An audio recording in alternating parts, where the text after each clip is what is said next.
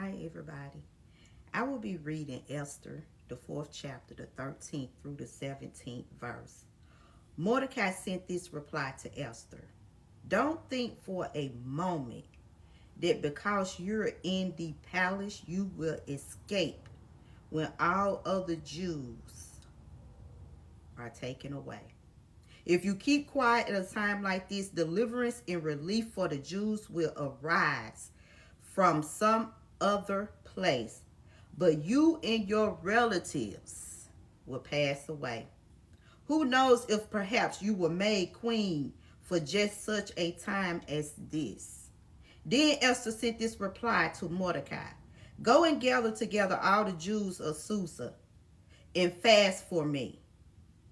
Do not eat or drink for 3 days, night or day. My maids and I will do the same. And then, though it is against the law, I will go in to see the king. If I must, I must. In other words, if they take her life, she's saying, they'll just take my life. So Mordecai went away and did everything as Esther had ordered him. It's bigger than you think. I want to speak to the ones that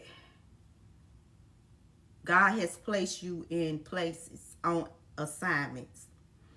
And we would just look at it that it's just a assignment. Like I'm just doing what God is telling me to do. And then sometimes you just think that it's just that. But I want to tell you that God said it's bigger than you think. In other words, it's not just about you, Esther. Because I'm for sure when Esther got into this palace and was chosen by the king to become the queen, I'm for sure that Esther probably had it in her mind that I was just chosen to be this queen and that's it. But all the time it was bigger than what she thought it was going to be. Because God knows all, he sees all, he knows what's coming up ahead. So Esther wasn't just placed in this position to be a queen. But Esther was also placed in this position to save her people. And I want to tell somebody that that assignment that you're on, that position that God has positioned you in, it's not just about you. It's to get somebody saved, to get somebody set free, to help somebody get delivered. Everything that, let me put it like this. We always here for a purpose. God has a purpose on every one of our life. But you got to choose to want what God got for you. Esther, when Mordecai first presented this to Esther, she already doubted it because she was just like, I can't go to this king because she had to be called in order to go. But she was already doubting it.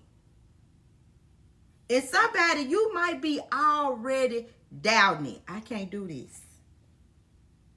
I can't go and witness to nobody.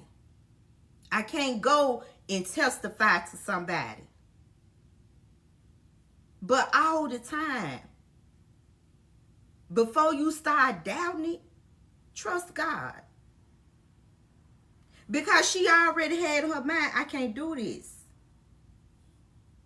But I want to tell somebody, if God has placed you there, you didn't do it on your own, because she didn't choose that for herself. She was chosen. Come on now. Just like you was chosen. So I want to tell you, if you was chosen, you was chosen to do the work. You was chosen to do the assignment. You was chosen to use your voice, Esther. Use your voice because it's bigger than what you think. It was people waiting for Esther to step into position, because her position wasn't just being the queen, but she had to step into position in order to save her people. And I've been talking about fasting and praying. God been heavy on me about that lately. And when he brought this story to me, and when she said, tell the people to fast, and when you're fasting, you're praying. And when I saw that in this story, I was like, God, you've been heavy about this fasting and praying. And I told y'all that it's time to pray and it's time to fast. If God put you there, you have been made to be there. You might not see what's coming up ahead. You might not see what's going to happen next. But regardless what it is, God has already gone ahead of you, because he already knows what's going to take place up ahead. It's bigger than what you think it is, Esther. And this might not just be for a woman. This might be for a man. That God is telling you that you need to step into it. Stop doubting it. Stop saying, nah, I can't do this. I can't do this. And I remember I used to be like that. I used to call my cousin. I used to talk to him, and I'd be like, I can't get out and say this. And I used to try to hand him over my assignment that God had for me. I used to try to give it to him. But guess what? He would tell me, no, you got to do this. In other words, he was just pushing me on along the way.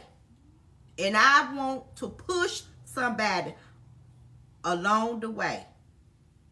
Because if God's telling you to do it, he know that you can do it.